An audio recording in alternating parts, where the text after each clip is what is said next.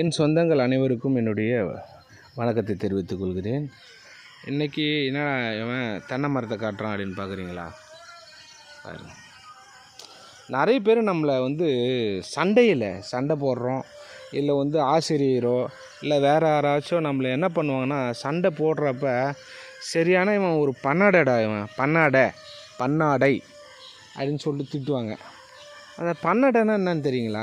அப்படின்னு நமக்கு கோவம் சுருன்னு கையில் என்ன கிடைக்குதோ எடுத்து டப்பு டிப்புன்னு அடிச்சுட்டு செல்லில் போய் உட்காந்துடுறோம்.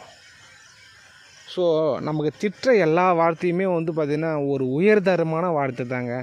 அதனால் தயவு செஞ்சு யாரும் கோவலாம் படாதீங்க.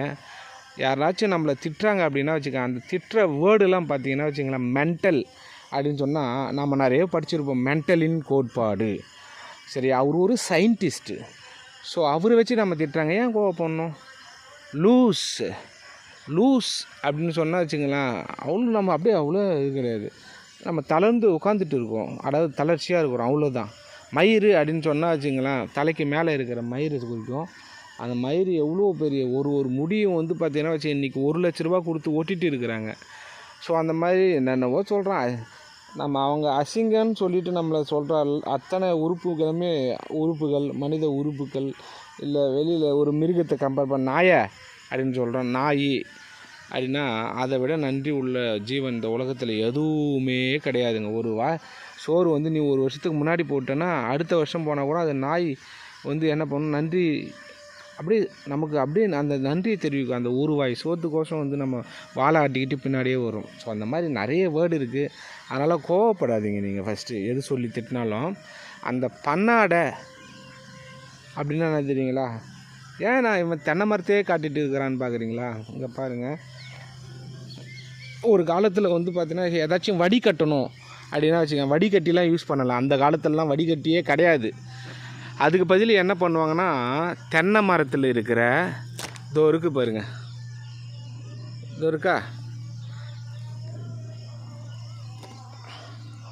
ஸோ இதைத்தான் என்ன சொல்லுவோம் அப்படின்னா பண்ணாடை அப்படின்னு சொல்லுவாங்க. சரிங்களா? என்னடா இவன் கதை விட்றானடா இவன் புதுசாக அப்படின்னு பார்க்குறீங்களா? நான் கதைலாம் விடலைங்க, இதுதாங்க பண்ணாடை. சரிங்களா? இதுதான் பண்ணாடை அப்படின்னு சொல்லுவாங்க. இது என்ன மீனிங் அப்படின்னா வடிகட்டி. சரிங்களா? இது ஒரு சிறந்த வடிகட்டிங்க. இது பாருங்க, ஜல்லியாக இருக்குது. அந்த காலத்துலலாம் கல் இல்லை எண்ணெய் இல்லை வேறு ஏதாச்சும் ஒரு வடி கட்டுறாங்க அப்படின்னா வச்சுங்களேன், அந்த காலகட்டத்திலலாம் வடிகட்டிலாம் அந்த டப்புன்னு வராது, கிடைக்காது, கையில் கிடைக்காது. அப்போ என்ன பண்ணுவாங்கன்னா, இதை தான் என்ன பண்ணுவாங்க, ஒரு பாத்திரத்தில் இப்படி வச்சுட்டு, சரிங்களா, அந்த பாத்திரத்தில் தண்ணி ஊற்றுனாங்கன்னா வச்சுங்களேன், மேலே நின்றுடும், அந்த தேவையில்லாத அந்த கச்சை கடுகுலாம் நின்றுடும், கீழே ப்யூரிஃபைட் பண்ணிவிட்டு போயிடும். ஸோ இதை தான் நம்ம என்ன சொல்கிறோம், பண்ணாடை அப்படின்னு சொல்லுவோம். சரியா? சரி, ஏன்னா பண்ணாடையாக இருப்பாண்டாமா அப்படின்னு சொன்னால் பண்ணாடை மீன்ஸ் வடிகட்டுறது. நாமெல்லாம் ஒரு சிறந்த வடிகட்டி. சரியா? அதுதான் மீனிங்கு. அதை விட்டுட்டு பண்ணாடை சொல்லிட்டான்டா, எறா கத்திய, எறா கல்ல, ஸோ அப்படிலாம் போகாதீங்க. பண்ணாடை அப்படின்றது ஒரு சிறந்த ஒரு வடிகட்டி. நம்ம தென்னை மரத்துலேருந்து நம்ம எடுக்கிறோம். சரிங்களா? தென்னையில் அழகாக இருக்கும். இங்கே பாருங்கள்,